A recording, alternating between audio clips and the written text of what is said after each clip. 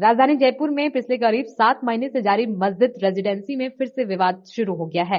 पहले करीब 5.5 महीने तक विरोध के बाद कैबिनेट मंत्री और स्थानीय विधायक प्रताप सिंह खचारियावास ने पुराने विवादित कमेटी को रद्द करवाने के आदेश जारी करवाकर हड़ताल खत्म करवाई थी और ये वादा किया था कि तुरंत स्थानीय लोगों की नई कमेटी का गठन किया जाएगा।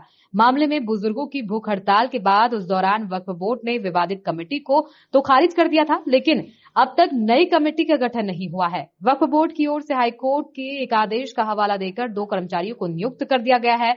इस पर नाराज स्थानीय लोग मोहल्ले के बुजुर्गों के नेतृत्व में मस्जिद बाहर फिर से भूख हड़ताल शुरू कर दी है। स्थानीय लोगों का कहना है कि अगले महीने से रमजान का पवित्र माह शुरू होने वाला है। मस्जिद में देखरेख, साफ सफाई और शहरी इफ्तार समेत नमाज के सारे इंतजामों के लिए स्थानीय लोगों की ओर से तैयारी की जानी है, जबकि वक्फ बोर्ड और 2 कर्मचारी नियुक्त कर दिए गए हैं। वक्फ बोर्ड की ओर से जिस आदेश का हवाला देकर कर्मचारी नियुक्त किए गए हैं, उस कमेटी ने जब पहले ही इस्तीफा दे दिया तो फिर वक्फ बोर्ड नई कमेटी का गठन क्यों नहीं कर रहा है। स्थानीय लोगों ने आशंका जताई है कि इसके पीछे वक्फ बोर्ड चेयरमैन खानुखा बुधवाली के इरादे सही नहीं है। वे शुरू से ही मस्जिद और मदरसे की जमीन को अपने कब्जे में लेकर खुर्द बुर्द करवाना चाहते हैं। इसी वजह से हाईकोर्ट में वक्फ ने ये जानकारी नहीं दी कि उनकी ओर एक कमेटी का गठन किया गया था। उस कमेटी को लेकर विवाद हुआ और फिर से 5.5 महीने के विरोध के बाद पुरानी विवादित कमेटी को रद्द कर दिया गया, जबकि उससे पुरानी कमेटी भी इस्तीफा दे चुकी है। हमारे अब्बा 87 वर्षीय, जिनकी रात को तबीयत ज़्यादा ख़राब हो गई थी। जब फिर बहुत बोला तब जाकर के वो टीम आई और इनका बीपी वगैरह देखा तो इनकी पल्स बहुत कम थी। उन्होंने कहा था कि इनको एडमिट कराना पड़ेगा, अगर कुछ हुआ तो क्या आप ले जाना, लेकिन इन्होंने मना कर दिया कि मुझे कुछ भी होगा मैं कहीं नहीं जाऊँगा। और हम महिलाएं भी हम भूख हड़ताल पे बैठे हैं, लेकिन अभी तक कोई नहीं आया है।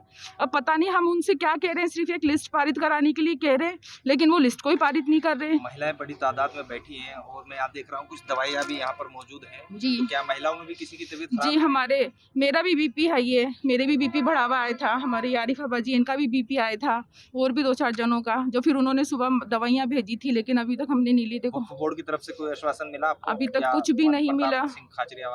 नहीं, अभी तक तो कोई नहीं आया, ना किसी की तरफ से कोई आश्वासन है ना कुछ है। ये कब तक आपकी भूख हड़ताल जारी रहेगी? जब तक हमारे पास लिस्ट नहीं आ जाती, जो हमने हमारे ये मकामी लोगों की बना करके दी है, हमारे यहीं के मोहल्ले वासियों की, वो लिस्ट हमारे हाथ में नहीं आ जाती, तब तक हम यहाँ से उठेंगे नहीं और इसी तरीके से हम यहाँ पर बैठे रहेंगे। हम लोग रोज़े रखते हैं ना, अल्लाह के लिए रखते हैं, ये भी हम बैठे हैं भूखे प्यासे, क्या हो जाएगा, जान चली जाएगी तो क्या हो जाएगा, लेकिन कम से कम हम ये मस्जिद मदरसे के लिए बचाने के लिए बैठे हैं। कम से कम इनको अच्छे हाथों में दे करके जाएंगे, इससे बढ़ कर के हमारे लिए कोई बात नहीं है। मैं कहना चाहती हूँ कि ऐसी क्या वजह है कि जो खानुखा जी इस तरीके से हाथ धो के पीछे पड़ गए हैं, आज उनसे कोई पूछने वाला नहीं है।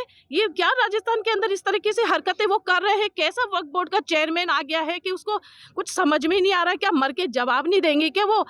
और इस वाली मस्जिद के और इस मदरसे के पीछे तो वो ऐसे पड़ गए हैं, क्या पता उनके आंखों के आगे क्या ऐसी रोशनी आ गई है। मतलब एक प्रोजेक्ट उन्होंने पूरा तैयार कर लिया है। कितनी महिलाएं यहाँ भूख हड़ताल पर बैठी? हम लोग 4-5 महिलाएं भूख हड़ताल पर बैठी हैं और बैठी रहेंगी। हम लोग डरने वालों में से नहीं है।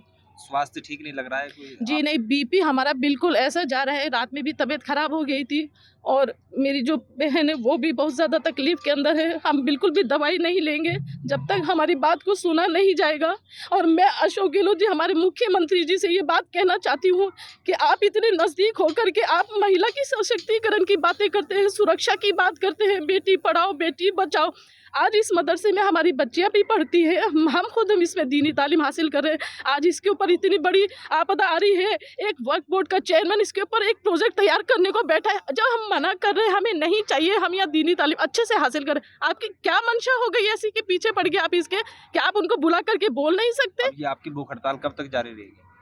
मैंने आपसे कहा ना कि जब तक हमारे हाथ में हमारी मकामी लोगों की जो लिस्ट हमने बना करके दी है, वो लिस्ट हमारे हाथ में जब तक नहीं आती तब तक हम यहाँ से बिल्कुल नहीं उठेंगे। दूसरी भूख हड़ताल हो गई, क्या वजह है? भूख हड़ताल इसलिए दोबारा बैठना पड़ा हमारे हाजी कयूम साहब को कि जो प्रताप सिंह जी ने हमें कमेटी के अकॉर्डिंग जो लेटर दिया था, उसको देने के बाद भी चेयरमैन की तरफ से बदमाशियाँ शुरू हो गई। उन्होंने कोई पुराना कोई मामला उठा के हाई कोर्ट का और यहाँ बैनर लगा दिए, 2 कर्मचारी नियुक्त कर दिए। वो लोग यहाँ आते हैं, कभी बोलते हैं चंदा मत करो, कभी मदरसे पे और मस्जिद के बाहर बैनर लगा जाते हैं, औरतों को धमकाते हैं, मस्जिद की और मदरसे की ज़मीन का नाप तोल करते हैं कि कमर्शियल एक्टिविटी करेंगे, कुछ बनाएंगे, अनर्गल बातें करते हैं। रोज़ नई नई बातें हो रही है, रोज़ वो आते हैं, कभी अपनी यहाँ पे झाड़ू उठा के फ़ोटोआँ खींचते हैं, अपने आप को ये बताने की कोशिश करते हैं कि भाई हम मस्जिद को हमने अपने हैंड ओवर कर लिया है। ये जो दो कर्मचारी हैं, इन्होंने सुनने में आया कि मस्जिद से कोई हिसाब भी मांगा है क्या? हाँ बिल्कुल, उन्होंने हमसे हिसाब किताब मांगा है, हमारे जो भी कागज़ हैं मस्जिद के वो मांगे हैं, पुरानी कमेटी जो काम कर रही थी उनके सारे दस्तावेज मांगे हैं, चेक बुक, कैश वगैरह जो भी हमारे पास है वो सब मांगे हैं। और अभी हाजी साहब की तबीयत खराब है, जी 48 घंटे से ज्यादा हो जी गए, तो कोई नुमाइंदा आया सरकार का? नहीं, या अभी बोर्ड की तरफ से तक कोई आश्वासन मिला हो आपको? अभी कोई आश्वासन नहीं मिला, कोई नुमाइंदा सरकार की तरफ से नहीं है, पुलिस प्रशासन का कोई व्यक्ति यहाँ नहीं आया है। कल रात को ज़रूर हमारे बहुत कहने के बाद एक मेडिकल टीम आई थी रात को, जो हाजी साहब का थोड़ा चेकअप वगैरह करके गई है। कल रात में वो भी काफ़ी लेट आए थे और इनका चेकअप वगैरह करके गई है।